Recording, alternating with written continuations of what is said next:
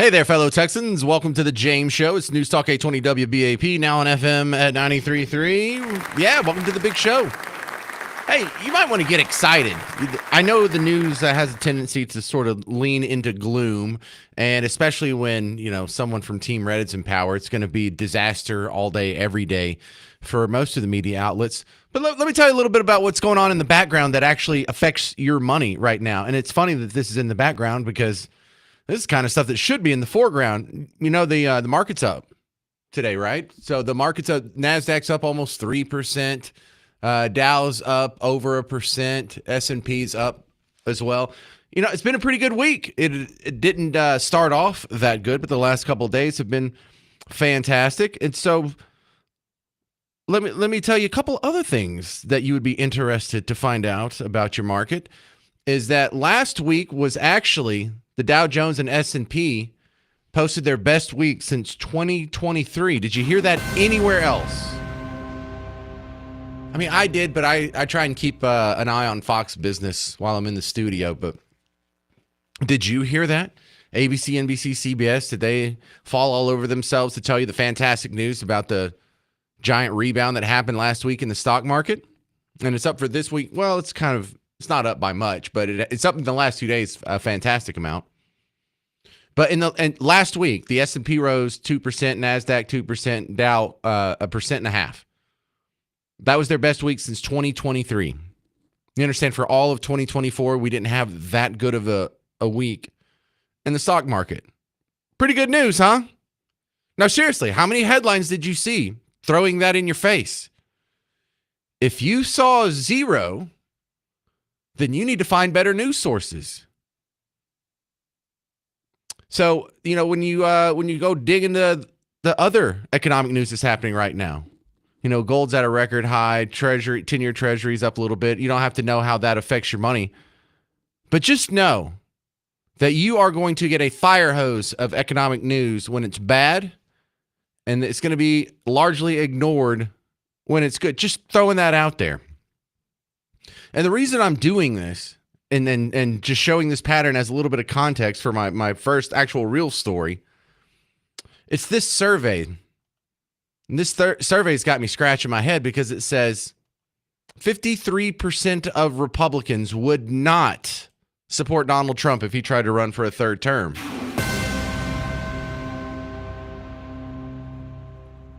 I want to talk to the other 47%. Explain that. You think you're cool with that? You would just want to go ahead and let him take a third term? 800-288-9227. I understand that it's in the Constitution, and maybe they would have to find out some legal loophole around it, or maybe repeal an amendment, pass another amendment to repeal the previous amendment that put the term limits on there. I also realize that there's the constitutional originalist case, that if the founding fathers didn't put term limits in the Constitution, it wasn't because they didn't think of them. It's not like they're a bunch of thoughtless hacks who do, term limits, we didn't even think about that. No, they didn't put it in there because they didn't want you to have term limits. And then you turn around and you saw a bunch of people who were founding fathers who were at either the Declaration or more likely the Constitutional Convention that did make a career out of politics after that. So not only were they not against it legally speaking when they put pen to paper, but they lived it. So, okay. Let's go ahead and have that conversation then. Term limits aren't inherently against the Constitution as it was originally written or the Founding Fathers' intent. So are we really hurting ourselves by putting these shackles on us? Should we get rid of the amendment that limits the president to 2 terms? That's the discussion we have to have. And I want it to be that discussion. I don't want it to be whether or not Trump is good or bad, or whether or not he's literally Hitler. If you are very pro-Trump and that's why you like this, I'm going to disregard your argument. If you're very anti-Trump and that's why you don't like this, I'm going to disregard your argument. Take the human element out of it and make the case based on what you think the founding fathers would do if they were in 2025 right now. 800-288-9227. 800-288-9227. I think if this happened in a vacuum, and the fact that all other variables were the same, but you brought the founding fathers to 2025 and they looked around, they might be okay with him running for a third term. They might be okay with him, just saying, I know we're not used to this and we're going to have to pass an amendment, but let's go ahead and get that amendment passed. And as long as you do it the right way, I'm not sure if the founding fathers would necessarily be philosophically against it. However, when they come to 2025, it's not going to be in a vacuum. They're going to run around. They're going to ask, what is the Department of Education? We didn't say in the Constitution that the Congress would have any control over what happens in the schools in your communities all across the continent. What is this Department of Health and Human Services? What is this? You're not supposed to be making medical decisions. Oh, but we're funding cancer research. You're not supposed to be funding cancer research. Article 1, Section 8 gives Congress about 23 things that they're actually supposed to do, and all this other stuff that we've made up outside of it, the Medicare, the Medicaid, Social Security, all that. I don't think the founding fathers would be cool with that. I think they would all look at each other and be like, yeah, this is not what we had in mind. This is far beyond the scope of what we envision the federal government to be. And so I don't think they would like having some guy calcified into power with a government this big and the one that's this unconstitutional. But what do you think? Should we let a president have a third term, or at least attempt a third term, whether it's Trump or not? 800-288-9227. I want to ask you that. We'll get some answers. And that'll be the first thing I ask my next guest, Raven Harrison, who's coming up on the James Show. But I want to hear from you too. 800-288-9227. I'm James Parker. It's News Talk 820 WBAP, now on FM at 93.3.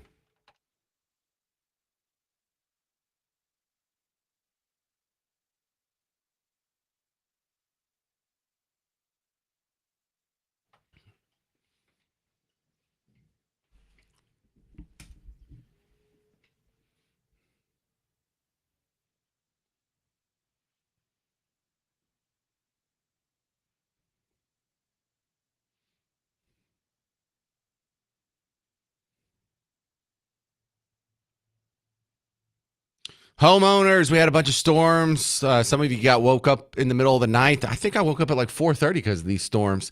And over here in the median by American Airlines Center, they had just planted some trees earlier this week. On Monday, they got blown over last night. Look, when you have high winds like that, you need to go check your roof. Go out there and check it. James Parker here for Blue Ribbon Roofing. Because if you're missing a shingle, if anything looks different, if you see like a crack in your gables or anything suspicious or out of order, get an inspection, because it doesn't cost you anything.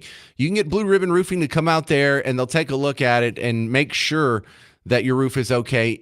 And so you don't have to run around thinking, okay, I hope it's okay. Because if you're wrong, it's going to cost you big time. And if you catch it earlier, it'll be a lot quicker, cheaper, easier, and less stress if we go ahead and tackle that little problem before it becomes a big problem. And I don't know what's holding you back. If you're worried about messing with the insurance company, they can help you with that. If you're worried about if they're going to be here to honor their warranty, if there's anything wrong, they'll be here. If you're worried about the crews that they're sending out, these are not guys that they went and picked up at Home Depot this morning. These are crews that have been with them for a long time. This is a family-run business for 31 years. John, Tish, and Trevor are the family behind BlueRibbonDFW.com. So go there, mention that you heard it on the James Show, and if you do need a free, new roof, you'll get a free ridge vent ventilation upgrade. BlueRibbonDFW.com, BlueRibbonDFW.com.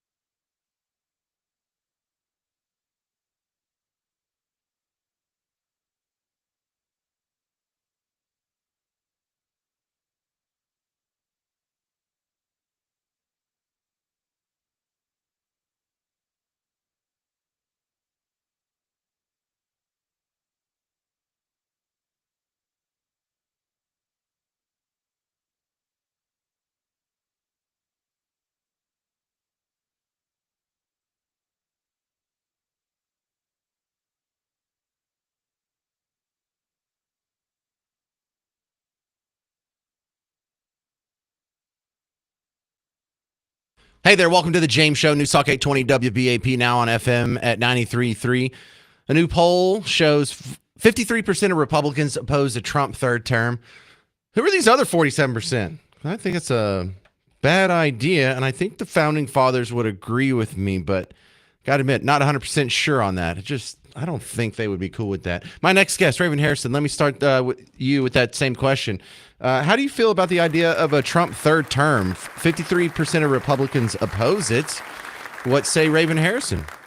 Well, I would normally say absolutely 3, 4, 5, but again, that's where it gets to be the gray area because the Constitution says 2 consecutive terms, and I really don't want to make that about where it is now. So I would say that probably erring on the side of not doing that just because we want to keep the continuity. We don't want to set up a precedent for that, especially for the left. Well, I think they were tempted to do the same thing when Obama was done with his second term. Like, can't we get another one?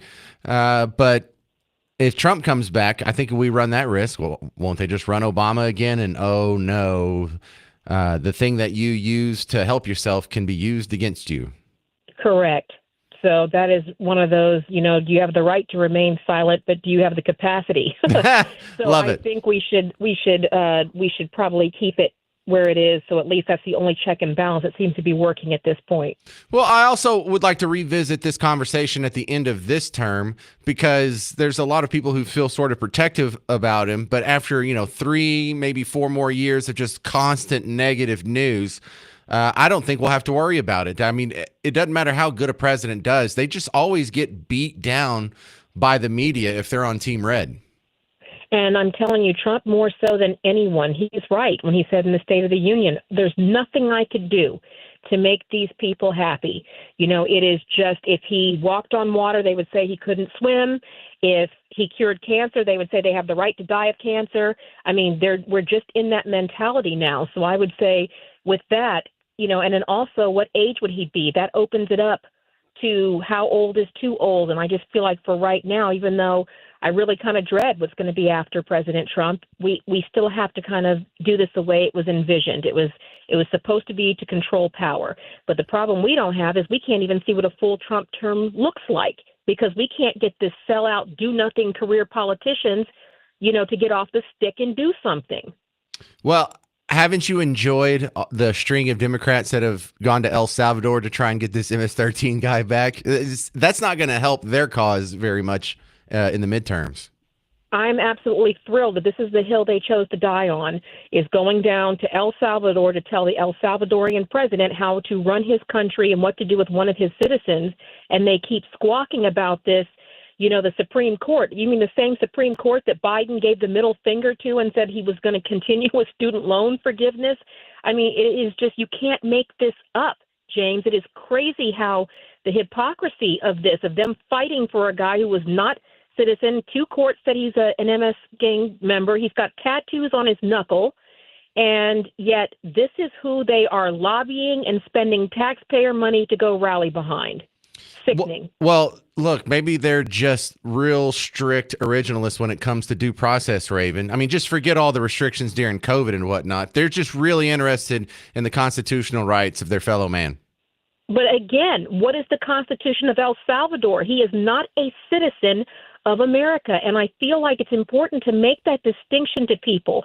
The Constitution is a protection and a guarantor for American citizens, not for residents, not for people here on student visas.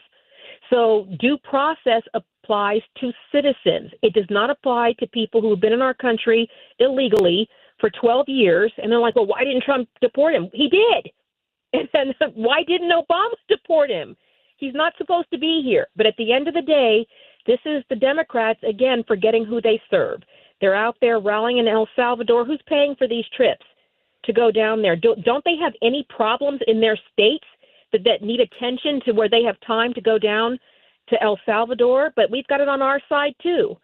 We've got ones from Republicans now going down there. You know what? Get your butt up to Washington and do your freaking job. Well, we have a pattern going on along a lot of our headlines right now where the Democrats choose the gangbangers, to support them versus the victims of the illegal immigrant gangbangers who have already, caused mayhem in their own districts. They choose with the Palestinians who attacked the music festival on October 7th and took a bunch of hostages and got a little rapey over the Israelis. They chose the Trayvon Martin over George Floyd. I mean, they just do it over and over and over, keep choosing the wrong side. I'm surprised they do as well as they do in elections. Well, they do it because they appeal to the young. We call them missiles with no guidance system, people who are passionate, and there's nothing wrong with being passionate. But without context, you get obsessed. You get firebombing of Teslas. Remember, everybody had to go buy a Tesla. And now, they've got gas guzzlers. So now you haven't heard one word about climate change since they decided they don't like Elon anymore. They have got no platform, no anything. And the fact that they're trying to apply American laws to foreign illegals is just, they haven't learned anything. And now they're talking about an AOC Crockett ticket for 2028. I mean, Raven, you got to be kidding me. No, Raven, that's their best chance. And in fact, if I was if they were paying me to give them advice, my honest advice would be AOC and Jasmine Crockett on the ticket. They can absolutely, again, that is going to be the best money grab. It'll make both of them wealthy beyond their dreams, and it will be that will be the rest in peace white flag for the Democrat Party. And they know it. But again, that's all they can do is sensationalize.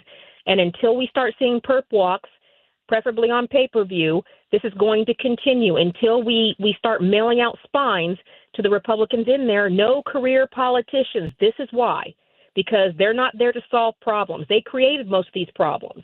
So we have to get serious, and that's why, guys, keep the phones lit up. Stay all over these people. Not a minute of quarter until they do their job. Raven Harrison, how do we find your work online? You can find me at RavenHarrisonForCongress.com. And, James, you always know where to find me. I'm always close. Thank you very much. There she is, Raven. Pulls no punches, so she's always welcome on the James Show. What say you? 800-288-9227. 800-288-9227. You heard my thoughts on a Trump third term? No. You heard Raven's thoughts? Maybe, but still no. What's yours? 800-288-9227. 800-288-9227. Coming up, we'll get some callers, and I will tell you my exceptions to the rule as well. I made a list before the show. I'm James Parker. It's News Talk 820 WBAP, now on FM at 93.3.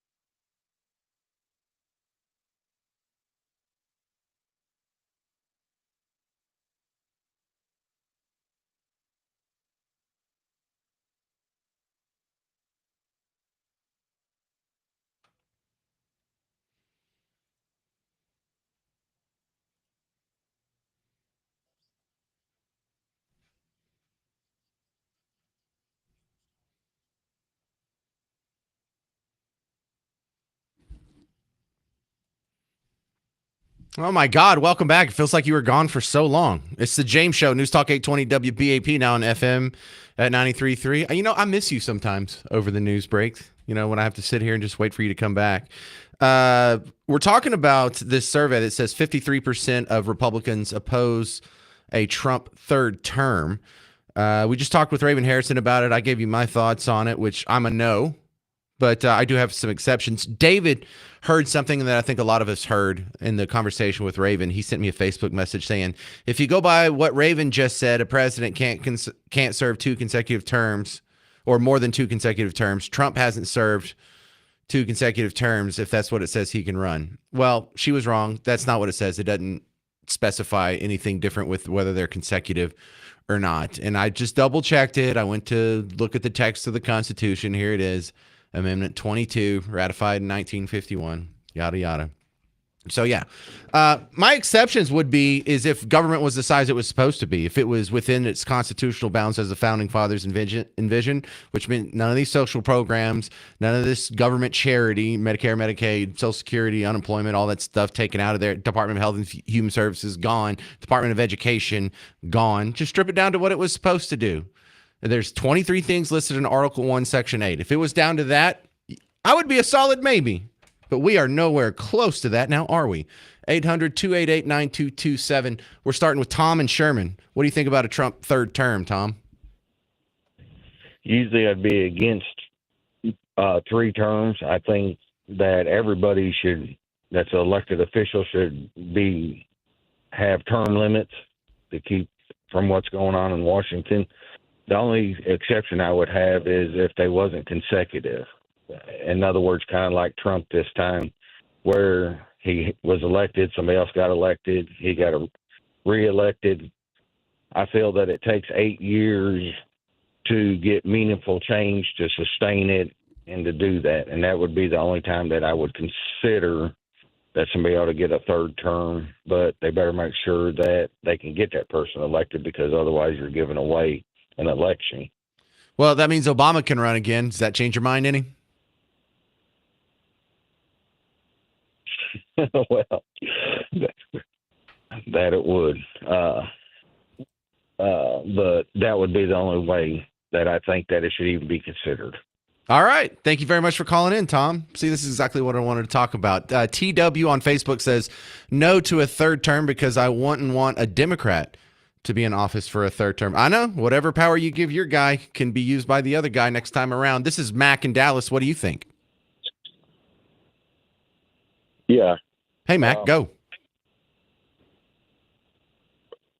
Yeah, I'm sorry. I think FDR was the last one that did 3 terms or more. Only one, yeah.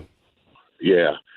So when you go fast forward to Trump, I think we've got to be careful what we wish for. Right now, I mean, he's great, but how we get Trump to stay in office is we have to go for whoever he nominates for the next president, because he's not going to leave us hanging out to dry because of the term limits by the Constitution. He's going to make sure and ensure that the American people are going to have a government that still supports his agenda throughout the next 8 years, because that next president will have 8 years. So realistically, I feel like we'll have 12 years. But you got to keep the Constitution the Constitution. I mean, it is what it is. Well, it wasn't in the Constitution until the 50s. So, you know, if you're looking at an originalist argument, maybe you would be against term limits, because the founding fathers didn't write in term limits for anybody. Yeah, but again, you'd have to go back and look what happened with FDR, why it got changed.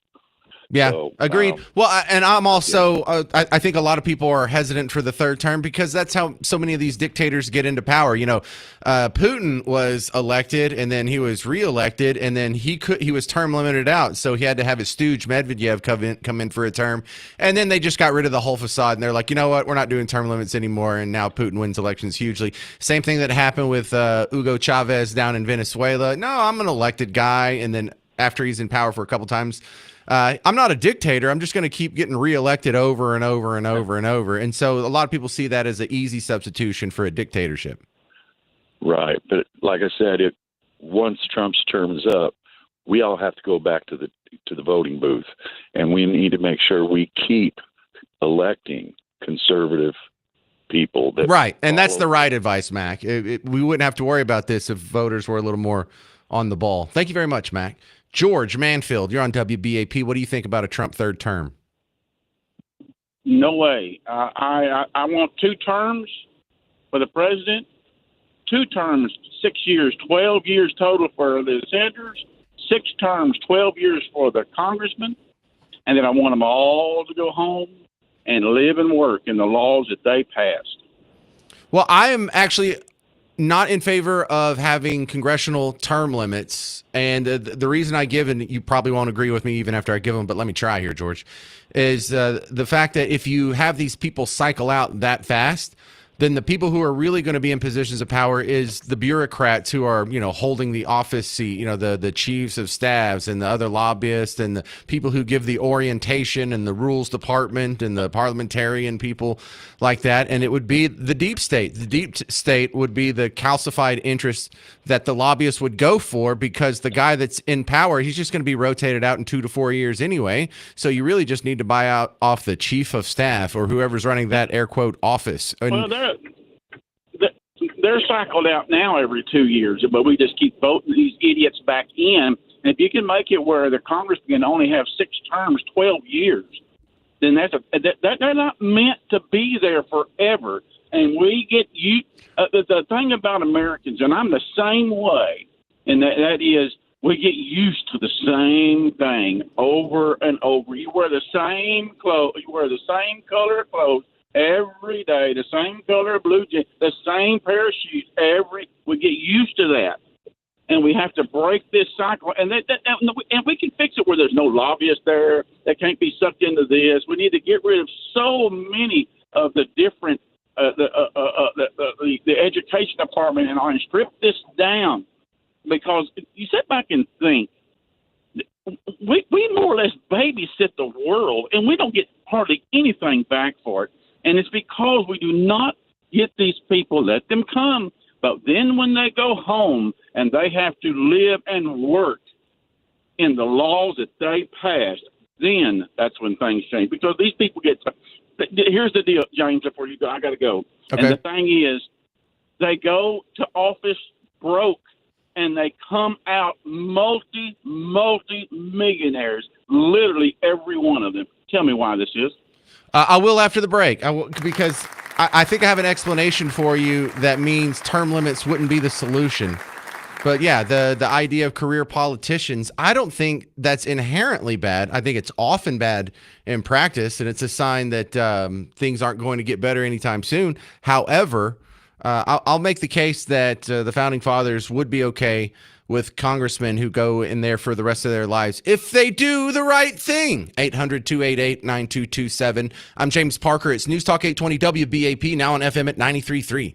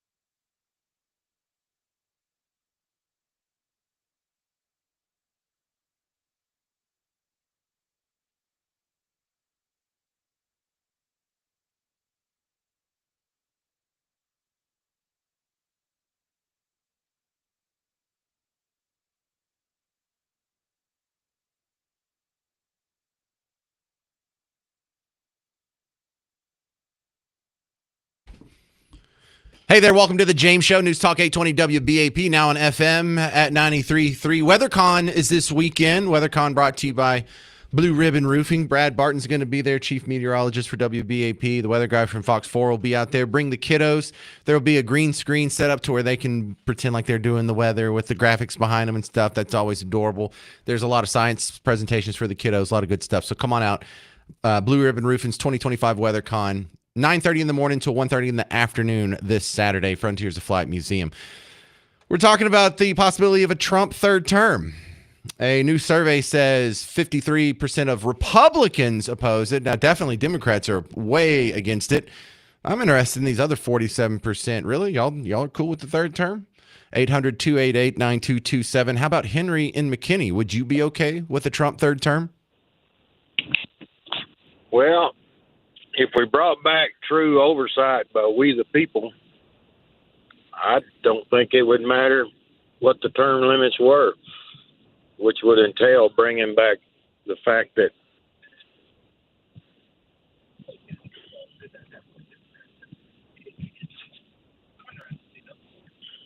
Hello? Did I lose him? Oh, you there? Yeah, I'm here. What happened? Something happened. I don't know what that was. All right. Well, your phone's not very reliable. Let me move on then. Brent, Lake Weatherford, your thoughts on Trump's third term? Well, James, you said two different things earlier. You said you could get Obama back. What I'm talking about, he did 4 years. He's out. Now, I think he could do 8 years. That's my take on it. You know, if it's not once it's consecutive, he's out. But he did 4 years. He gets reelected. Yeah, I think we ought to make an allowance. I don't care which side of the fence it is. Okay, but they don't have that language in the Constitution, the consecutive part. But that. You're okay with it. You asked me what I thought. I'm just telling you what I think. Yeah. You're not worried about it being used against us for some Democrat in the future? Well, that's the way it is. That's the way it is. We've got to have it equal for both parties. So why would you be willing to change the rules for Trump? I'm not saying for Trump. I'm just saying anyone that's elected for 4 years, then he gets, he's out. Then he could serve two consecutive 8 year, two 4 year terms, 8 years, and then he couldn't serve again. That's all I'm saying. I see. Whoever it is. Well, you're the first person who's drawn the lines like that. Thank you, Brent. Appreciate it. All right, bud. Bye. Steve Weatherford, you're on WBAP. What do you think about a Trump third term? 3 quick points. Okay. No to a third term for anybody. Term limits for senators and representatives, 8 years, and you go back home and live in any mess you made while you were a senator or a congressman or a president. Comply with the laws that they ask us to. And the third point would be this. I think the Democratic Party is so bankrupt, they're not even going to be able to mount a credible challenge for another 12 years. I mean, they are bankrupt. We have said this before, and then they came out with Obama. This is what we said after 2004, the John Kerry and Joe Lieberman ticket. I mean, what a dud that was. And then after that, they didn't have a bench. They were like, what are we supposed to do now? Run Hillary Clinton? And back then that was a laughable measure. It's like, oh, come on. We just gave her the New York senator seat to keep her happy or whatever. But so here's the reason I think they're bankrupt ideal politically for the next 12 years. We are right now, as of today, as of November of last year and going forward, you're seeing an American reculturing. Okay, I like the sound of that. Keep going. Well, I mean, we lived through 4 years of immature people running Washington, D.C. under Biden. It's like children were running the country. Now we have adults in power again. And I think that America, we got pushed so far to the left. It started with the Clintons. Yellow Dog, Texas Democrats were very conservative, Bible-carrying, gun-toting conservative. But the Clintons took the party to the left, and it's just gone further left since then, including AOC and Jasmine Crockett, which are two of the biggest clowns I've ever heard of. Well, So I think that's your front runners for 2028, though. Well, I hope they do because that's a sure loss. No, Those two clowns guarantee that the Democrats come up short for 28. But America's going through a reculturing. They pushed too far to the left. Now the pendulum is swinging back to the center of common sense. Now that I agree with. All right, Stephen Weatherford. And I find it so amusing that the people who seem to be the most likely people on the ticket for 2028, the other party is welcoming with open arms. Please, God, run them. Can we please face those guys? And God, it's just 3 years away. We're going to start primarying this stuff out in 2 years. Get ready. We're going to have to go through it all again. All right, coming up next, there were 2 shocking murders in North Texas in the last week. A man bludgeoned his mom to death, we think, in what he called an exorcism when the cops got there. And then there was the other one in Denton County where the grandson stabbed his grandparents, killing his grandfather. And this is a case of just, I don't know, just mental illness. Are we surrounded by demons here? What is going on? 800-288-9227. I'm James Parker. That's next on The James Show. News Talk 820 WBAP, now on FM at 93.3.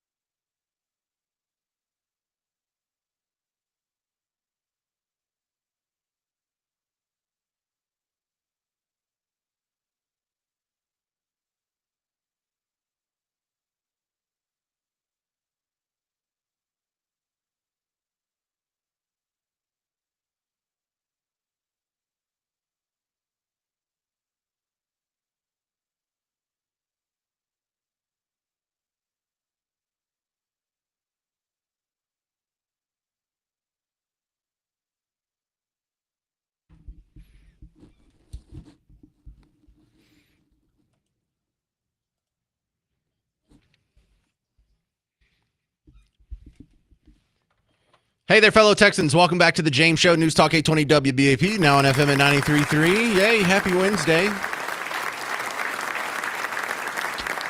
So our current story that we're talking about right now is the idea of a Trump third term. This new survey's got me scratching my head because 47% of Republicans would be open to the idea under the right circumstances of Trump getting a third term.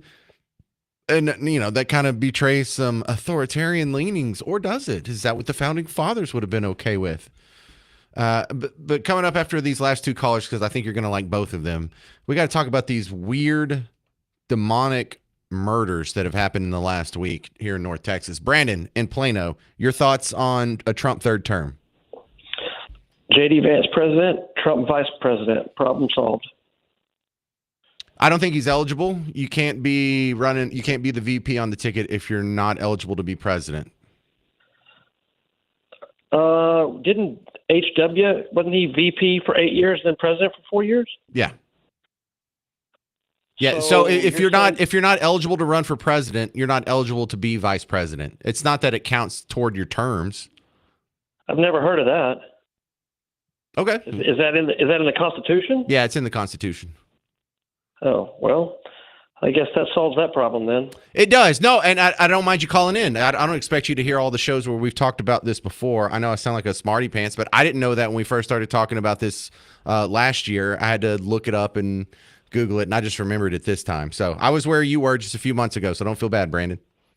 Yeah, and all these judges are not in the Constitution either. So, I mean, we're kind of in some uncharted territory. Well, it does give them the power to create the judiciary, the Supreme Court, and then as needed, there's a very vague clause where a supporting court system under it. So, yeah, all these judges, I don't think are what the Founding Fathers had in mind, but the Constitution's vague enough in that it's constitutional that they've created too many courts. I don't think the solution is to get rid of all the judges or the extra judges. It's to get rid of the extra laws that the judges are needed to adjudicate. I mean, how many fewer judges would we need if we ended drug prohibition? Probably cut our need for judges by like 2/3.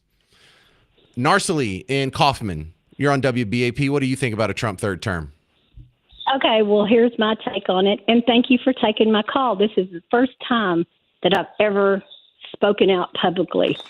But my deal is this. Trump is a businessman, and don't we start our Constitution as we the people, which means if we feel that he is confident enough to run our government, because the United States is like a business. You know what I'm saying? He can't be bought off politically. He can't, I don't follow all this. My husband is the freedom fighter, not me, but I listen to him. But anyway, my deal is this: as long as the people have confidence in him, as long as the people vote for him, as long as that's what the people want, it doesn't have anything really, like terms that we see now, Narcely, you sound like me when I'm talking about congressmen and senators and even governors and state reps and things of that nature. The only thing we have straying from the founding fathers is the fact that George Washington, one of the founding fathers, voluntarily set the precedent of 2 terms and then walk away like a gentleman. There didn't need to be a law or a rule or a constitutional amendment. I think we were just assumed to all abide by that unless it was an emergency situation. So there's a little gray area there, Narcely. But as it stands right now, not legal. But I like where your head's at. As long as the voters want him, term limits are now thwarting the will of the people. So good stuff. All right, let's talk about these 2 murders. These are crazy. There was the one in Denton County where a grandson stabbed both of his grandparents, ended up killing his grandfather. The grandmother is the one that's like a county commissioner. She was the first, I think, black female mayor of Louisville. She's got a great career. She's been around the news for a long time. But this other one is nothing but disturbing. This other one in Fort Worth, there's a group of friends that got a group text and a Snapchat from this guy. And it looked like his mom and dog covered in blood. What's going on there? So they call the cops. They give them the address. The cops show up at 1:30 in the morning. And this guy, this 23-year-old Fort Worth man, answers the door almost covered in blood. There's blood on his face. There's blood on his neck. There's blood on his chest. There's blood running down his torso. There's blood on his hands. There's blood on his feet.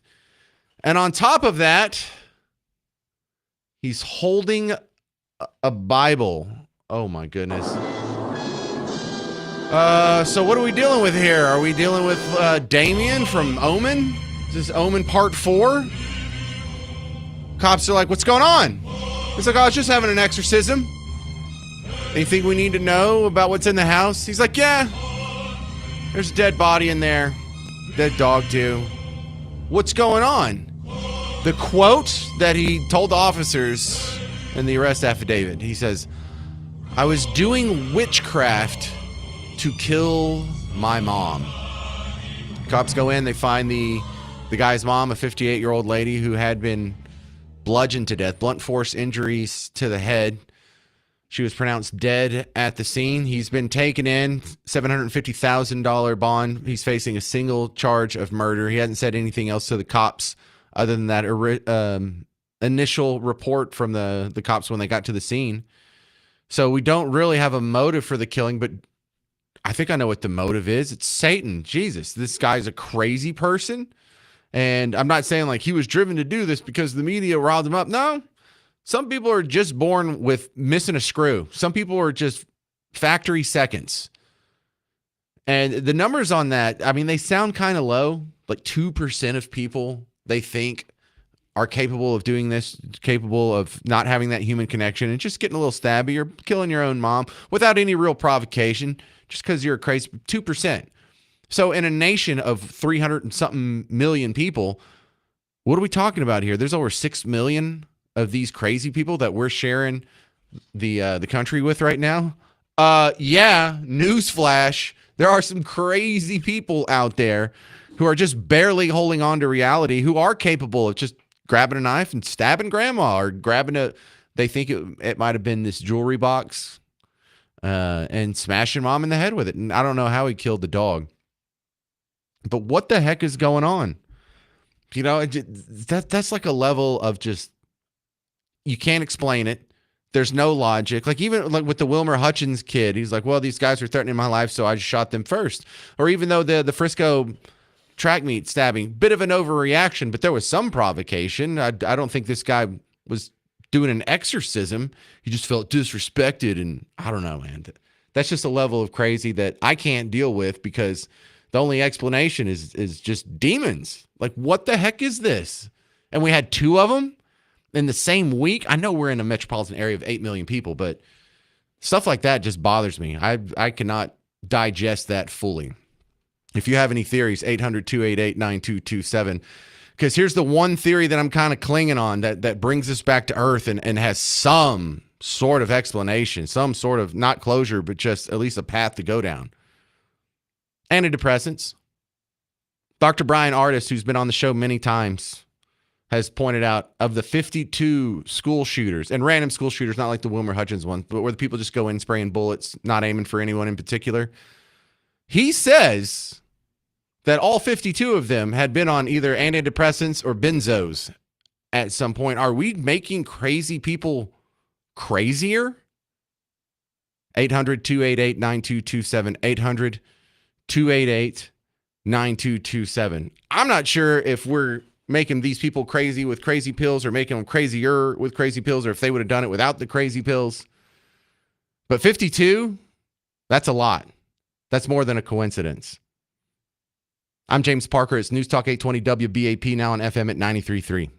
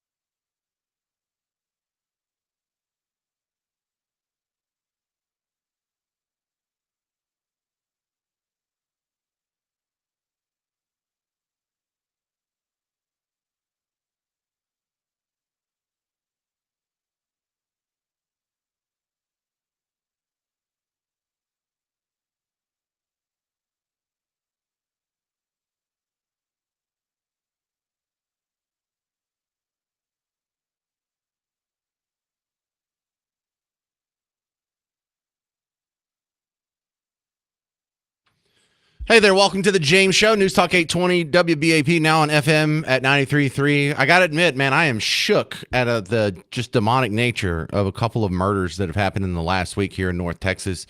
The grandkid who stabbed his grandparents to death, what the heck? Or at least grandma still in the hospital.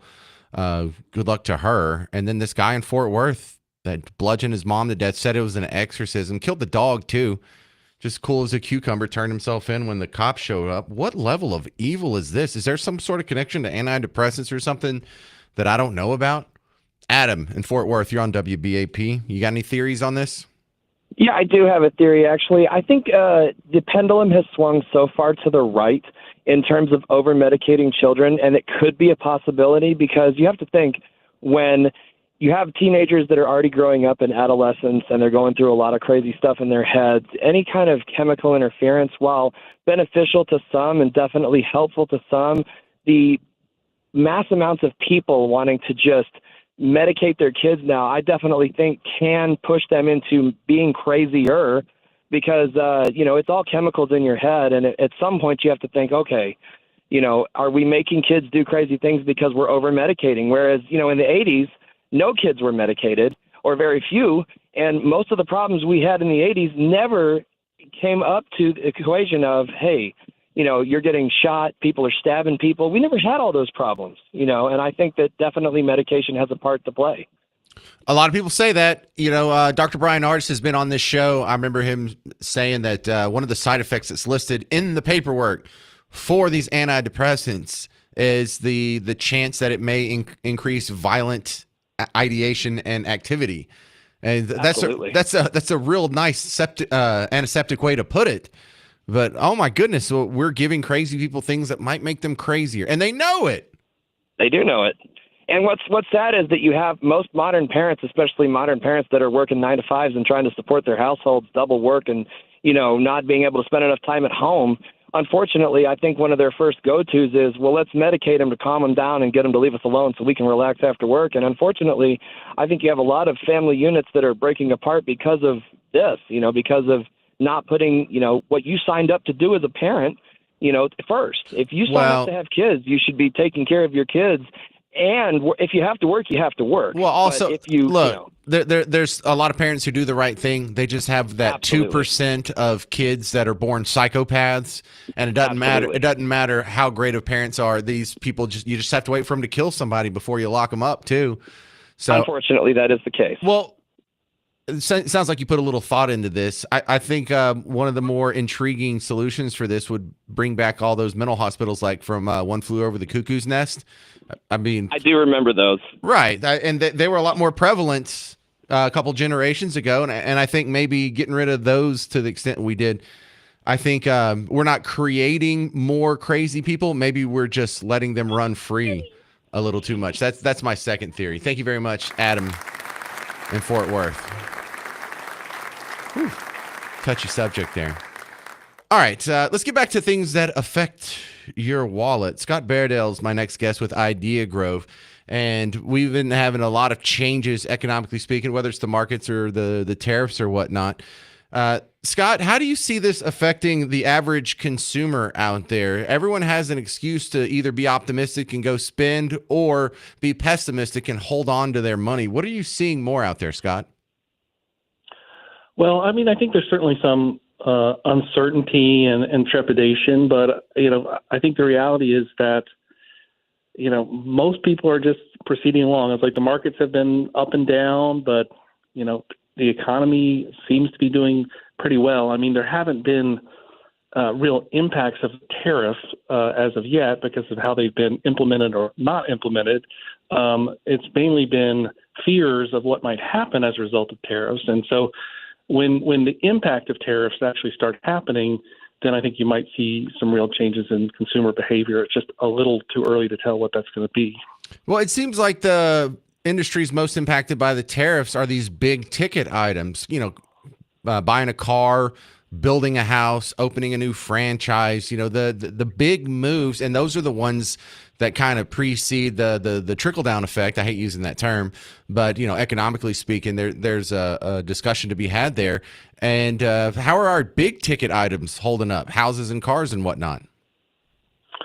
Well, big ticket items. I think what you're seeing is that a lot of these prices have not really been affected yet. I was talking today to a manufacturer whose inventory is out of China, and they've got months and months worth of inventory that has already been brought into the U.S. So even if tariffs are affecting their prices, it won't affect them for months. And I think you're seeing kind of this very kind of uncertain, kind of staggered effect of these things. And I think that's just one example. I'll give you another example. It just everything is so interconnected. I know that you might have seen the news that Temu, for example, and Chinese-based online retailers have announced price increases tied to the tariffs. But it's also true that, and what maybe most people don't realize, is about 70% of what Amazon sells comes from China. So it's not like Amazon, as a quote-unquote American company, is not going to be affected by this as well. Right. I think a lot of the stuff that I get from Amazon actually has like the Chinese writing on there. And that's when I know it's the legit stuff. It's like, wow, they really wanted me to get this. They sent it from the other side of the planet. All right, Scott Bairdell, Idea Grove. How do they find your work outside of WBAP? Well, you can just go to ideagrove.com, and if you need any marketing or PR help, we're there. Thank you, Scott. Scott Bairdell from Idea Grove. Coming up next, I'm going to get you caught up on what's going on in one of the worst Texas legislative sessions that may have happened in your entire life. It's still going on. They keep making terrible decision after terrible decision. And the bad news on what they're doing with your tax dollars is next on The James Show. I'm James Parker. It's News Talk 820 WBAP, now on FM at 93.3.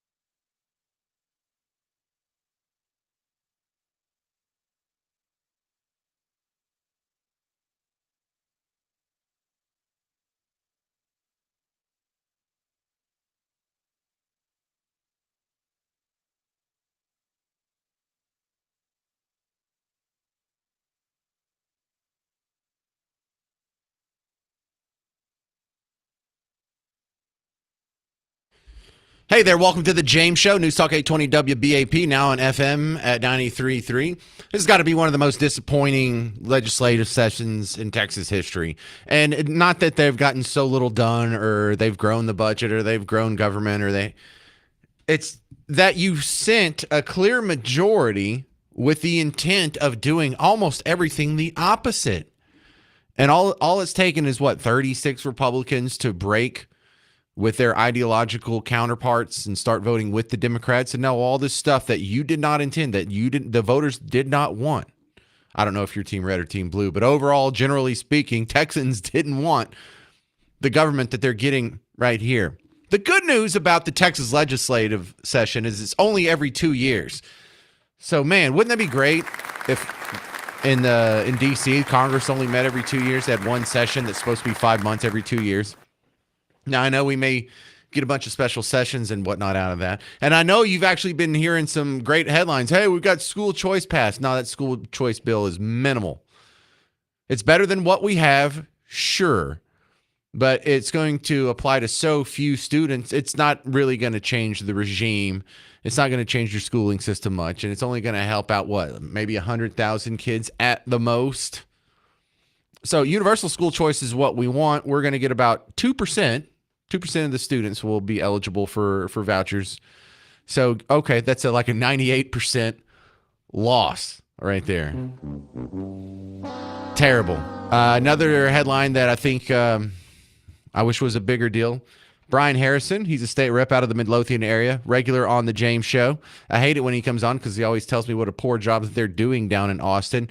This is him about an hour before the James Show started today. He was speaking on the floor of the Texas Capitol and lamenting the creation of the National Institute of Health. But it's not a National Institute of Health. It's a Texas version of the National Institute of Health. We are creating giant new bureaucracies in Austin. Is that what you voted for? I would love to find a cure for dementia. I think every member of this body would love to find a cure for dementia. Every Texan would love to find a cure for dementia. But I do not know what part of stop growing government and give people back their money this body clearly does not understand. We are going to stand up and create an entire new government agency today.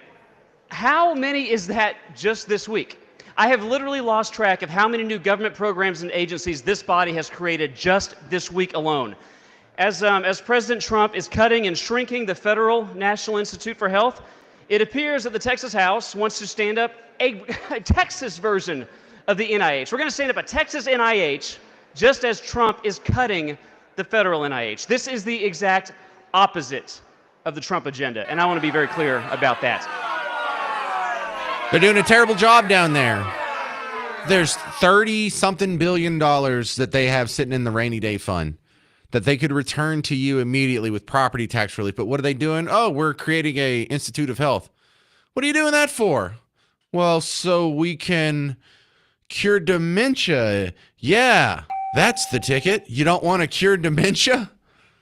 Stop it, people. It's embarrassing. Sarah Gonzalez from Texas Scorecard and The Blaze did a video. Hey, we need to have her on either Thursday or Friday for this, Garrett. I think we are trying to get her on. She's spelling out what a lot of us didn't want to hear about property taxes, but we got to tell you the cold truth here. The fact that I still have to talk about property taxes in the state of Texas in 2025 is so pathetic and embarrassing. It is so embarrassing to me. Here's how it's been working for far too long. You buy a home here in the state, you then pay for that home, usually through a mortgage. Okay, so maybe it takes you 20 years, 30 years, but you make an honest living, you work hard, and you pay for your home in full. And then even after you've already paid for your home in full, you owe $0 on that home. And all of the years working up to that point, and afterwards, you will still get a bill from the government every single year in Texas charging you for that land that you own. You don't really own your home. If you have to pay a renter's fee to the government to stay on your land that you already paid for, you never truly own your home. You have to continue paying the government for your home. Nobody owns private property, actually, right? You don't own private property. You don't own your home. Sounds a little communisty to me. Yeah, I think we're ready to have this conversation. How about we just get rid of this altogether? You don't own your land. You rent your land. But did they do anything about that when they had the chance, when they had the $30-something billion cushion to make this happen? No. No, they didn't. They just created new bureaucracies to waste your money on instead of giving it back to you. Oh, we have extra money? Well, let's not give it back to the people we took it from by force. Let's find something new to waste it on. That's what's been happening in Austin this session. Huge embarrassing failure. What can we do about it? Not a whole lot on the individual level, but if a whole lot of us, thousands of people listen to the show, over 100,000 people listen to this show, by the way. Right? Here's what we've done. Brian Harris and I created the Rhino list. If you want it, send me a message, Facebook or YouTube comment, james@wbap.com if you want to send me an email. I'll send you a link to the list. It lists out everybody's rep. There's a map so you can see if you're in one of the districts. And if this is one of the rhinos on our list, then it's incumbent on you, constituents, voters, citizens of Texas, to make sure they get primaried out next year. That's all I can do for you. If I could do more, I would. But if you want the rhino list, just reach out to me and I'll send you the link. Next, student loan repayments are about to start for thousands of people involuntarily. If we start garnishing paychecks of thousands of people out there, is this going to crush them? Is this going to crush the economy? I think we'll be okay, but we'll talk about it with my next guest, Paul Oster. America's credit repairman is next on The James Show. I'm James Parker. It's News Talk 820 WBAP, now on FM at 93.3.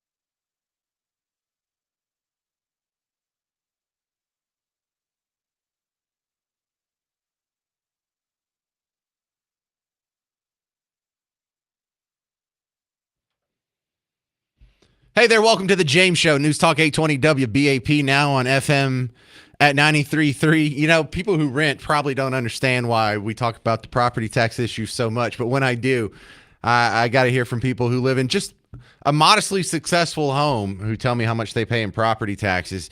There are people out there who listening to the show right now who this year will pay more than $100,000 in property taxes. And yes, they have a nice house. I get it. But $100,000 in property taxes? Good Lord. Can we get a hold on that, please? But the next thing that's coming up, financially speaking, that may have an impact on the economy is student loan repayments may resume. And now they've resumed on a voluntary basis, but now on an involuntary basis, we're going to have thousands of Americans find out that their paychecks being garnished again. And I guess this hasn't happened. This has been going on since what, COVID still? So my next guest to spell it out for us, Paul Oster. Welcome back to the James Show. You may know him as America's credit repairman, but Paul, what's about to happen with these student loan borrowers? Listen, it's not good. The numbers just came out the other day from the Department of Education, and this is what it looks like. Right now, you have over 42 million borrowers that owe more than $1.6 trillion in debt. Now, out of that, you have 5 million borrowers who are already at least a year behind. Some of them are as many as 7 years behind. You have 4 million borrowers that are in late stage delinquency, which means they're at least 91 days away from defaulting. Add those numbers together, and you're at about 10 million borrowers that are going to default on their student loans within a couple of months. That's 25% of the federal student loan portfolio. That's not a good thing for anyone. And look, we all know we shouldn't be in this situation to begin with. The cost of education, tuition has spiraled out of control. But the reality is these borrowers have to realize that the gravy train, call it whatever you want, the grace period, it's over. And they're going to be sent to collections, and then that's going to just cost them that much more money because their credit is going to take a tremendous negative impact. Well, there's also the terrible part of all this is student loan debt is kind of hard to get rid of. You can't just shake it off in bankruptcy court like you can other forms of debt. In fact, if you do end up being in a colony on the moon or Elon Musk's Mars colony, that student loan debt will probably follow you there too. You're absolutely right. So if it's federally backed and guaranteed, then 100% you're correct. But here's the good news: the Department of Education, the studentaid.gov, they're trying to streamline the process. They're trying to make it easy. The debt's not going to be forgiven, at least not at this point in time. And this has been a political football, a roller coaster ride for sure. But borrowers have to go to studentaid.gov and they have to enroll in what's called an income-driven repayment plan. Some of those repayment plans could be $0 a month if you don't have an income. So the fact that borrowers are refusing to do that and they're just kind of digging their heels in and hoping for the best, that's the scariest thing to me. Because be proactive here.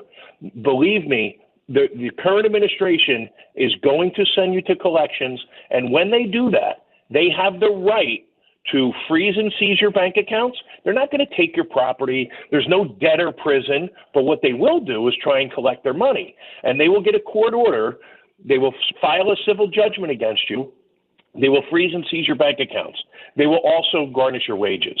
And in that process, you are literally destroying your credit, which is going to cost or save you money for every other financial transaction in your life. So they have to really take this seriously. I know there's been a lot of confusion. It's been kicked back and forth 1,000 times, but this is happening in real time. So they have to be proactive. There's only one place to go. You know what happens now during this time? The predators come out. The bad actors come out. They're going to prey on these student loan borrowers. The only place you go for information is studentaid.gov or the U.S. Department of Education. Studentaid.gov is the place where you can go now, and they've streamlined the process. If you've tried it before, they actually shut it down for a long time because the administrations were battling back and forth. So the Department of Education said, you know what, we're shutting it down for a little while. It's open. They've streamlined the process. You don't have to recertify anymore. That was a big problem. You had to recertify every year. So just go there and apply and see what happens. It's going to be based on your current income. Well, thank you very much, Paul Oster. Spelled out the problem, also gave us the answer. So I appreciate your knowledge on the James Show. Hey, thanks for having me back on. All right, it's Paul Oster. Maybe you've seen him on Fox Business or something like that.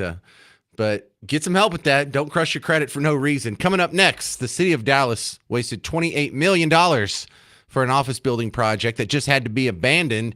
I'm going to make the case coming up next. Someone needs to go to jail for this. I mean, they just got this building 3 years ago, $28 million, and it's not usable now? What's going on? We'll find out next on The James Show. News Talk 820 WBAP, now on FM at 93.3.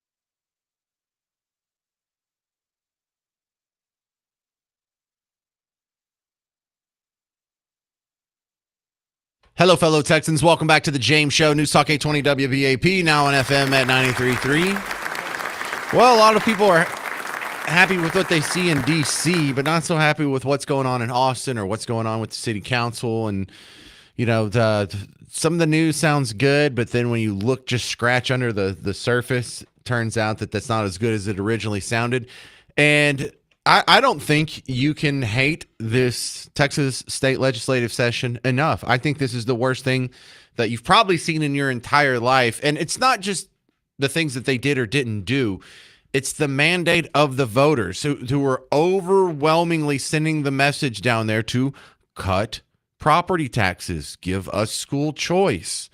And so you do what you think you have to do, go down to the ballot box and you support the party that claims to be going in that direction. And then when they get down there, they totally abandon it.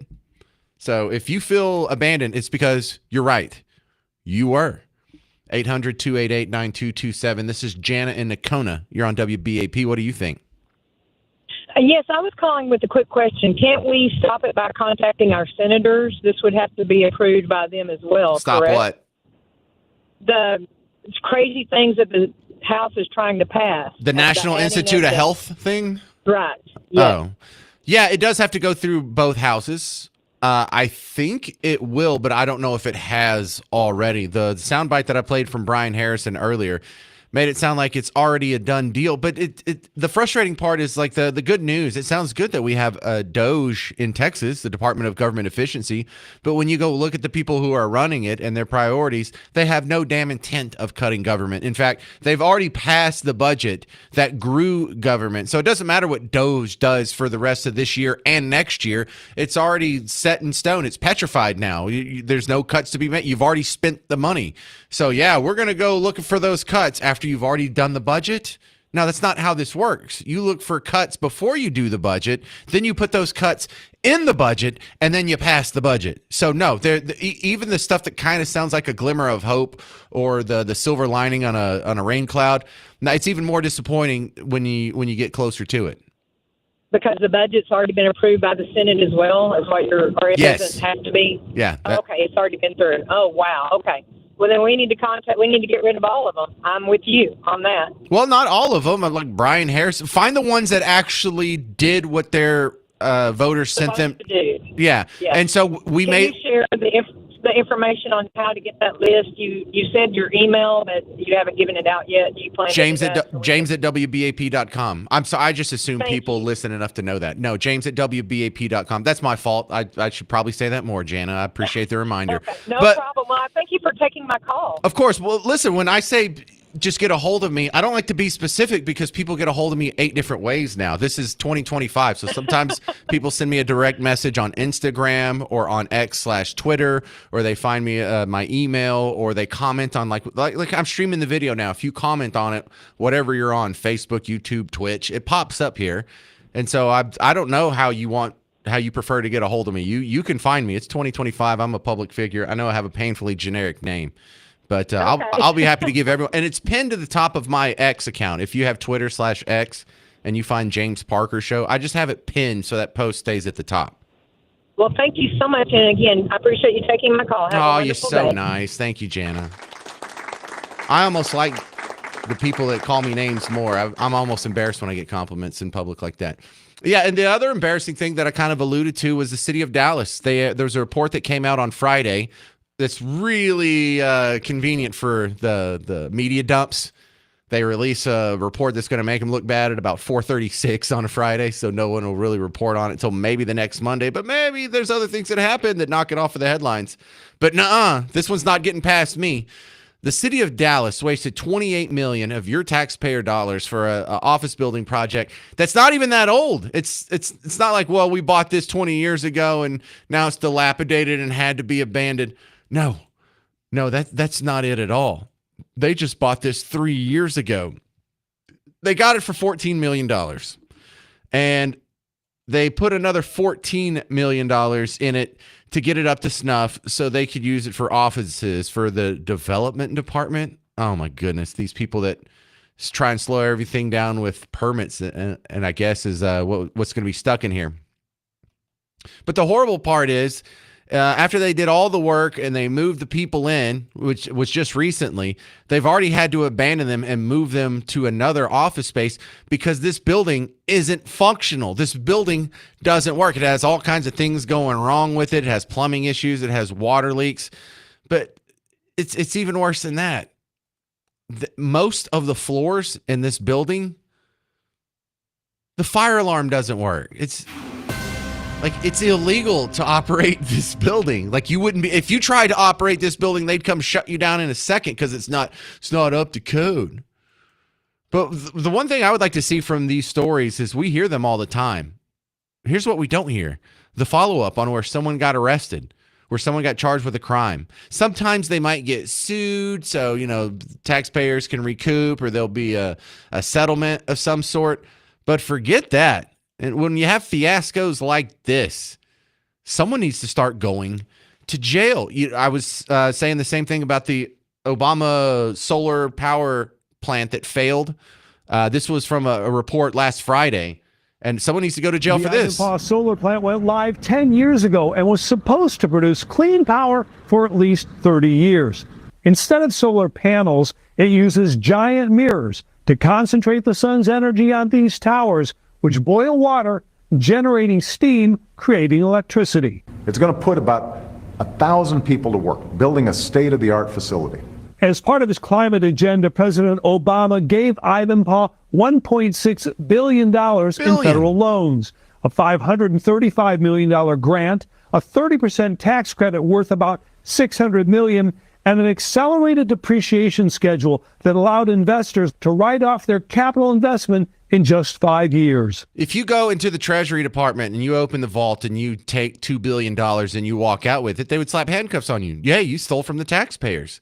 But if you go tell them you're going to build a solar plant for the next 30 years and it only operates for a few years and you get to keep the rest of the money, isn't that the same thing? Isn't that you're just stealing from the taxpayers? And this just happens over and over and over with every failed idea, with every, we've got to study the idea of a high-speed light rail from Dallas to Houston. We're going to spend $62 million studying it. No, you're stealing $62 million from the taxpayers to go study. Here, let me study it. How about no? Is the answer ever no? No. But until someone goes to jail, what's their incentive to not do this? What's their incentive to not rip off the taxpayers? Oh, what? Someone's going to call you bad names? You're going to ruin your reputation on future projects? Oh, don't revamp another building with him. He has screwed up that building project over here on Stemmons. No, you already walked away with $14 million or whatever you were able to pocket. You'll be fine. That's I think the incentive structure is just not set up properly. And these people need to start going to jail. This is theft of your money. And I don't understand why people aren't torches and pitchforks for this guy or for this situation like they are for, I don't know, Free Palestine or Abrego Garcia or Stop Deportations or Hands Off or whatever the protest of the week is. I think they got another one coming up this week. Yeah, I think they're demanding paper straws come back or something. I don't know. 800-288-9227. 800-288-9227. Does everyone else agree? Like, shouldn't these people go to jail if you do a project that fails that bad? Coming up next, we're going to talk about the Pete Hegseth situation. A lot of people are claiming he needs to step down. I got to tell you, I just don't see it. Details coming up on The James Show. News Talk 820 WBAP, now on FM at 93.3.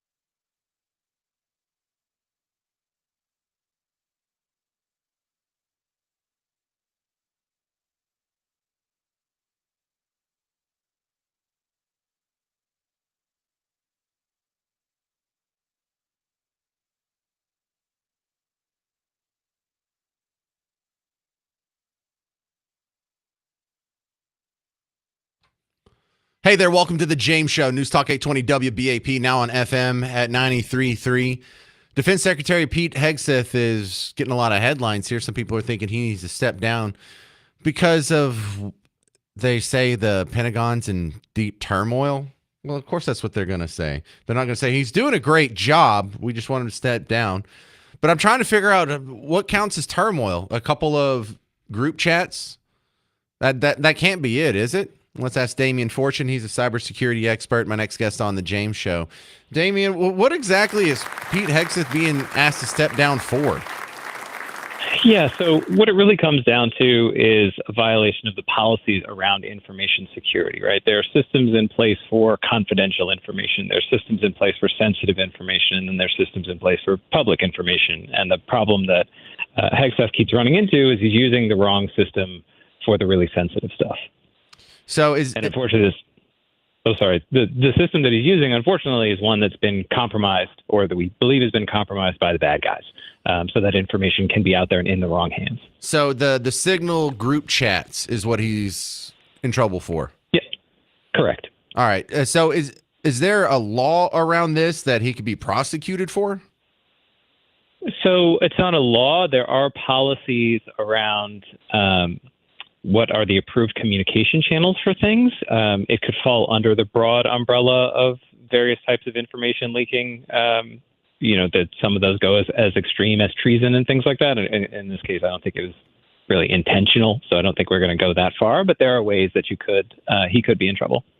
What would you recommend if you're trying to keep your classified info group chats from being found out by the outside world? Is there an app that you would prefer to Signal? Yeah, I mean, there's a bunch of great options out there. My company makes one called Glyph that's designed more for the business and enterprise side. Is that like hieroglyph? Yeah, exactly right. Uh-huh. What does Glyph do? How is it different? So we use encryption technology that's resistant against all the latest and greatest stuff that the bad guys are using, as well as the quantum computing stuff that's coming down the pike. And the real thing that's different about our platform versus Signal is the administrative stuff. We have a lot more control over who can see the chats, who can get in them, who can add people, all of that sort of stuff, what information is saved. And that's really where Signal falls down. It's an app for privacy, individual privacy. It's not really designed for agencies and organizations. Man, my lawyer friends, I guess they're real paranoid about information getting out. They like to use Snapchat and Telegram. Are they fooling themselves, or is there a little more security in those than just regular text? Those are dangerous. Telegram's owned by the Russians, for what it's worth. But yeah, there are definitely safer alternatives out there. All right. So what do you think is going to happen with this Pete Hegseth thing? Is that out of your jurisdiction, or do you have a theory? Look, I think that 2 strikes is starting to get a little dangerous. We saw a lot of turnover in the first Trump administration, so there's kind of a precedent for this sort of stuff. I think he's in a lot of trouble. Okay, Damian Fortune, cybersecurity expert. Thank you very much for your insight on the James Show. Thanks so much. Take care. Appreciate it. All right, we have WeatherCon. It's coming up this Saturday. This is going to count for the James Show listener meetup. Y'all can meet me and meet each other, the most important part. But what a great setting for this. It's at the Frontiers of Flight Museum. If you hadn't been, that's worth the price of admission, which happens to be free because it's sponsored by Blue Ribbon Roofing. But the Frontiers of Flight Museum still has all those many of the exhibits up and the planes that the kids can actually climb into over in the Kids Center. There's a module from an Apollo mission, if that really happened. Ha ha ha. But come on out, because in addition to the Frontiers of Flight Museum, there's going to be a bunch of booths that are set up by people who are either doing demonstrations or something weather related or something educational for the kiddos. There's going to be a face painter for the kiddos. There's going to be a little science guy doing a demonstration for the kiddos. In the theater, there's going to be stuff that's a little more adult weather related. The Storm Chasers have their trucks and some of their equipment out there. They'll do a presentation. Brad Barton will be there with the meteorologist from Fox 4. And there's a lot of cool stuff if you're a weather enthusiast, or if you're looking to get your kid interested in something somewhat educational and a little sciencey. This is perfect for that. And the best part, it's free. absolutely free. So come on out, 9:30 until 1:30 at the Frontiers of Flight Museum. It's by Love Field. If you don't know where it's at, your phone knows, so just ask your phone. But you can come out, meet me. You can meet Brad Barton, Dan Henry from Fox 4. Hal J should be there. I don't think Garrett's going to end up being there, but Blue Ribbon Roofing's 2025 WeatherCon from News Talk 820 and 93.3 WBAP and our friends over at Fox 4. Coming up next, you're going to love this. Your favorite Congresswoman, Jasmine Crockett, was on Jimmy Kimmel last night. I'll play you some of the highlights next. I'm James Parker. It's News Talk 820 WBAP, now on FM at 93.3. Bob Lavelle from Home Marketing Services. You probably saw this. More houses were closed on in North Texas in March than any other metropolitan area. We were the number one housing market. So some people are getting the message. Now is a good time to buy. At least, in the DFW area, you can say that it's not only a great time to buy. People sense it. They feel it. They know that home builders are doing deals. People that are selling pre-owned are doing deals. And why? Who knows? The interest rates have been, coming down slowly. But you can always refinance if it gets better yet. But you got to start someplace, and it's a good time in North Texas to do that. How is inventory looking right now, Bob? They are so overloaded, builders are, with inventory right now. That's part of what's pushing this, James. When a builder has 300-400 specs on the ground, that they've built on speculation, and it's getting close to completion time, it's ready. They are ready to make deals. So, yes, absolutely. All right. Well, if you're ready to get out of the rent race, get a deal of your own, or maybe if you're already a homeowner and you're looking to upgrade into that dream home, start with Bob Lavelle, 972-392-9595, 972-392-9595. He's got the website blessyourheart.com or 972-392-9595. And Bob will make it happen for you. Thanks, Bob.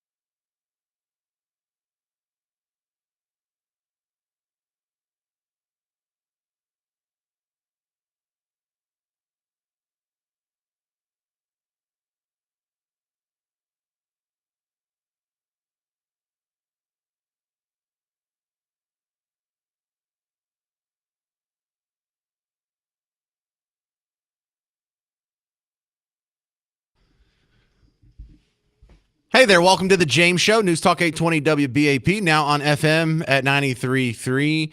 I know you think Jasmine Crockett says crazy things, but what you have to realize is there's a lot of people out there who like what she's saying, who don't think it's crazy. I know it's hard to understand when you have a different worldview. Some of the stuff that comes out of someone's mouth that you totally disagree with can be heard completely different by people who share that worldview. She's a star. She's not an idiot. She's not dumb. When we had the discussion a couple weeks ago, who's the dumbest member of Congress, I had a few people saying Jasmine Crockett in the comments on social media. Wrong. Absolutely wrong. Now, is she doing a little code switching depending on who's putting the microphone in front of her face? Yeah, but is that dumb? No, that's not dumb. Is she saying things that make you slap your forehead that sound like something a dumb person would say? Maybe on some of these occasions. But I think you're all making a big mistake if you discount the rising star that is Jasmine Crockett. Now, I'm not saying we should go out and vote for her or we'd be better off if we had more Jasmine Crocketts in Congress. But I submit that if we had to get our Democrat friends in a room and pick who their ticket is going to be in 2028, it would be AOC on top and Jasmine Crockett in the VP slot. She is a star. Who else? Who else was on Kimmel last night? Yeah, right. Jasmine Crockett's on Kimmel. You hadn't heard of her a year ago. Now she's everywhere. She's on the Sunday shows. She's showing up on ABC, NBC, CBS. She's now on Kimmel. And let me just play you about 2 minutes of this. And I don't know. How come everyone doesn't see this? Like, of course I disagree with her, but she's one of the best things they've got going right now. Who else is the titular head of the Democrat movement right now? Chuck Schumer? Exactly. Nancy Pelosi? No one's listening to her, not even on Team Blue. So here's Jasmine, the congresswoman for the district I'm sitting in right now, Jasmine Crockett.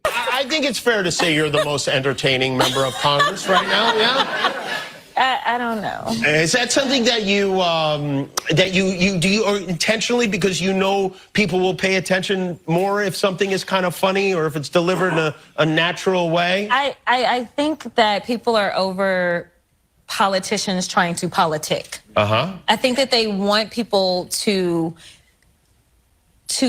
truly represent them and the frustration and the annoyance and even some of like the comical stuff. Like, look at Pete, right? Like, because we. All right. So far, like in this first 30 seconds, she sounded like my callers from the last two segments saying what the people want is politicians not politic and to represent them, to actually do the job that they were sent there to do. Well, that's what we were just saying about the guys in Austin. So one thing you have to listen for, is she really like ideologically opposed to you? Or is she saying platitudes that would fit any politician in any situation at any time and just skirting through because she looks good on camera? She sounds good on a microphone. She interacts well. She's not socially awkward. She's young. She's pretty. And she's going to get nothing but good exposure. I mean, look at how nice Jimmy Kimmel is here. Oh, the most entertaining person in Congress. But I don't get the idea that she's some sort of ideological socialist, like a stalwart, like an AOC or a Bernie Sanders. He's always talking about oligarchy and the millionaires, billionaires, and the socialist stuff. She doesn't. Love DUI hires, right? But, you know, like, I mean, like, I think that it's fair that, like, people are like, yo, like, this is a joke, right? No, it's not. It's like this terrible nightmare. And literally, I really do know that it is a nightmare for so many people, not just here, but across the world. I get emails from all over this world with people that are fearful because of the lack of leadership that they're seeing right now on the federal level here in the United States. Lack of leadership. We're stripping. Stop. Is she countering you right now? Is she destroying your philosophical underpinnings? No. In fact, you don't know anybody who's out there saying, boy, we have such a lack of leadership out there. I have friends that will gripe about property taxes. I even have friends that will gripe about the tariffs or the stock market going down. But no one is waiting in line at Walmart and overhearing the people behind him. It's like, man, here's what we need. We just need more leadership. We have a lack of leadership in D.C., and that's why my life's going terrible. So she's never arguing against you, or I should say she's rarely arguing against you. I still have the feeling that she's one of the people that in 10, maybe 20 years, she's going to switch sides. She may end up on Team Red because she's very rarely saying things that are antithetical to Team Red or even positive about Team Blue. Anyway, we continue with her on Kimmel. Stripping the country down, where really, I don't know if that we'll ever know how much damage will have been done, because some of the things are very much under the radar. Yeah. And you get to see that kind of stuff. You get to see the things that are being taken away, these things that are important to Americans that aren't. Like, I mean, we do pay attention to Pete Hegseth and we pay attention to Elon Musk and whatnot, but the little things are the things that are really are terrifying, aren't they? No, it really is. But let me tell you something. We really don't know how much damage they're causing. Like, when I tell you that the level of incompetence is almost like incomprehensible, it is so bad. And when you bring up the idiot known as Elon Musk,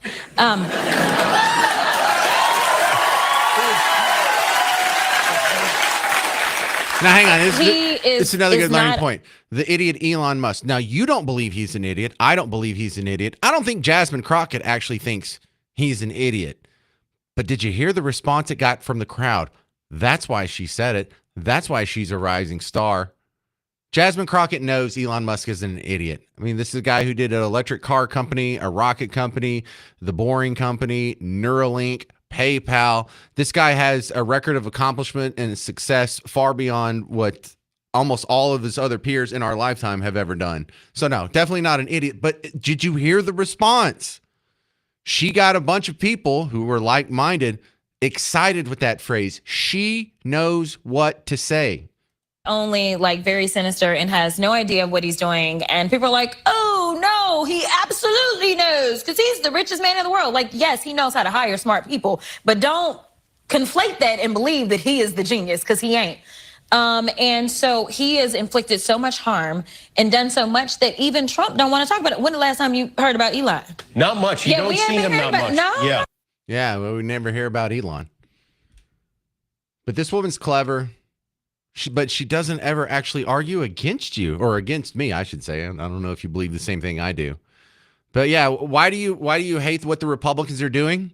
Because capitalism's bad for the average American out there? Because socialism is better than capitalism? Because anything economic? Nah, just a bunch of incompetence. The level of incompetence is just mind-blowing. That's why you support it? That's why you're against them? Because it's chaos up there? Because it's children running around? Well, you're never actually talking about policy or anything even philosophical with a backing. Just incompetence, whatever. That's all you got? All right, well, that's not so bad. But make no mistake about it, she's not dumb. She's playing the game. She's doing a real good job playing that game. 800-288-9227, 800-288-9227. Coming up next, let's talk about these food dyes. RFK wants to phase them out. But if the government says food dyes are unhealthy, do you believe them? I don't. I'm more likely to believe it's a superfood. Probably extend your life. Red dye number 5 or 42 or whatever the heck else. I'll make my case for air quote toxic food dyes next on the James Show. News Talk 820 WBAP, now on FM at 93.3.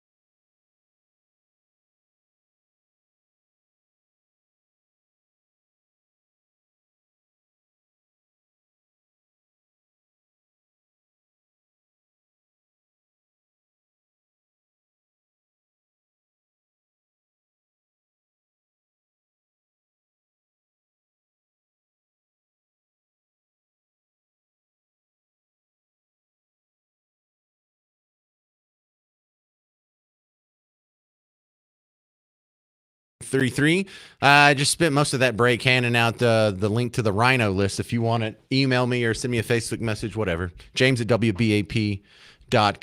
I am here to take a stand in favor of the dyes that they're trying to ban. James, it can't be healthy for you. Oh, stop it. Stop it. I had to watch I'm in a group chat with my wife and some of her friends, and they pass around these videos all the time about how everything gives you cancer. Well, you can't have sugar. That's bad for you. High fructose corn syrup, a sugar alternative, even worse. Well, what about like aspartame or sucralose? Oh, no, that'll give you cancer too. Well, if everything gives you cancer, then nothing gives you cancer. That's how I feel about the red dye number 5 or whatever it is. Remember when we were kids? Garrett's not going to remember this, but Garrett, did you know that they got rid of the red M&M when I was a kid for like a decade or so? Yeah, so when I was really young, we had the full complement of M&M colors. And then one day, red dye number whatever was outlawed, and they took away the red M&M. And so for the rest of my childhood, there was no more red M&M. And I know it's not that like sad, like, oh no, how are you going to survive without all the red M&Ms? But no, it was ridiculous because there was no measurable improvement of health among kiddos when they got rid of red dye number 5. In fact, that's when we started getting fat as hell. And you'll notice that the more the government intervenes into an industry, the worse it gets. That counts for health too. Do you remember the food pyramid that they taught us when we were kids, where at the base of the food pyramid was like your grains, like your wheat and your corn and your rice and your bread. And then on top of that, there were the plants and animals, like the fruits and vegetables. And then on top of that was like meat and dairy. And then on top of that was your sweets that you're supposed to eat sparingly. Well, it turns out like the thing that they told you to eat the most, half the people I know have cut all of those out of their diet now, whether they're on keto or Atkins or just, that's the empty carb layer. That was the foundation of what the government told you was good nutritional advice when you were a kid. Empty carbs. How dumb is that now? Please, I mean, here, what was the number one thing you were supposed to eat when you were in 3rd grade? Gluten, basically. Now what it's gluten? It's like the scariest thing in the world. Probably gives you cancer. Oh, it's scary. So red dye number 5, you people, they don't know. I'm not saying RFK is wrong about everything, but of all of the angles that we need to take to make us more healthy, food dye is not even in the top 100. Because the number one thing, and it's not popular, and it's not going to make me cool, and it's not going to get me any new listeners here, the number one thing we all need to do in order to be more healthy is what? Exercise. Duh. Get off our fat butts and move. Take the stairs. Don't take the elevator. Work out. Lift heavy weights. Do it on a regular basis until you have muscle fatigue. But that's not popular. That's not what people want. That's not what sells. You know what sells? Something that happens in a distant capital. Someone writes some legislation and they pass it, and now they've banned this dye. And now all of a sudden, feel moral credit for being healthier. Yes, we've made the world a healthier place. No, you haven't, because you just sat on your butt the whole time. It's the illusion of helping out with health. It's the illusion that you've done something right. You know what else sells? A pill. Maybe a shot, but a pill. Everyone who's lost the millions of tons of fat off of their backsides from the Ozempics and the semaglutides. I'm not saying they're bad shots. Obviously, they worked. But you always had the option to lose that weight if you could have either A, restricted your calorie intake, or B, increased your caloric use. Exercise. Y'all have always had the ability to be this skinny. You just did it because this was easy. And everybody likes an easy answer. No, we don't have to be more vigilant about our own self-defense. We'll just ban guns. No, we don't have to actually take steps to be more healthy. We'll just ban food. You don't have to go do cardio or lift weights. We'll just ban things that we don't like. So no, I think of if you're trying to make this country healthier, bringing up food dye, it's just a waste of time, energy, resources, and it's a restriction. Give me all the food dye I want. Put me next to a guy who's the same age and the same height and whatever, and he'll never exercise, but I'll eat food dye and exercise. Guess who's going to be healthier in a year? That's right, me. Of all the things we're worried about, food dye, You sound like the people that are like, oh, 5G, I'm allergic to 5G. I have to wear this space blanket like on Better Call Saul. So much bad science has come out of government. And how bad did it have to be during COVID for you to say whatever they say about health or nutrition or science from here on out, I'm taking it with not a grain of salt, a boulder of salt. A piece of salt that's the size of your house is how you should take every bit of health advice that comes out of the government. These were the geniuses that lied to you saying, well, masks work. Masks will keep you safe. We have the Cochrane study. Mask wearing, mask mandates did absolutely nothing. Oh, take this vaccine. It'll be great. What could possibly go wrong? Was that good advice? Stopping you from going to church or going to your grandmother's funeral, did that turn out to be sound advice? Or was it just tyrants restricting you for funsies to see what they could get away with? People who thought they were helping, people who thought they were doing the healthy thing, people who were following bad science turned around and committed basic constitutional atrocities, restricting the freedom of assembly, the freedom of religion, the freedom of movement. That's what good intentions got us. And these good intentions here, I smell the same thing. How about government? If you want me to be healthy, why don't you just butt out? Because you have never helped anyone be healthy once in your life. You have a terrible record of failure. And I don't think red dye number 5 is going to help anything except just, hey, a new power to government. Great. Oh, I guess we're healthy now. Anyway, that's my food dye rant. I'm a bit of a skeptic on that. If you have any more comments on it, you can send me an email or Facebook message. But that's going to do it for the James Show today. Stick around. Mark Levin's coming up next. I'm about to get out of here and go put up the podcast, which you can find at WBAP.com. The WBAP app, or really those other apps that are owned by other companies that you already listen to podcasts on. Go search me. I'll probably pop up there. I know. It's not my preference, but you're going to do it anyway, aren't you? I'm James Parker. This has been The James Show. News Talk 820 WBAP, now on FM at 93.3.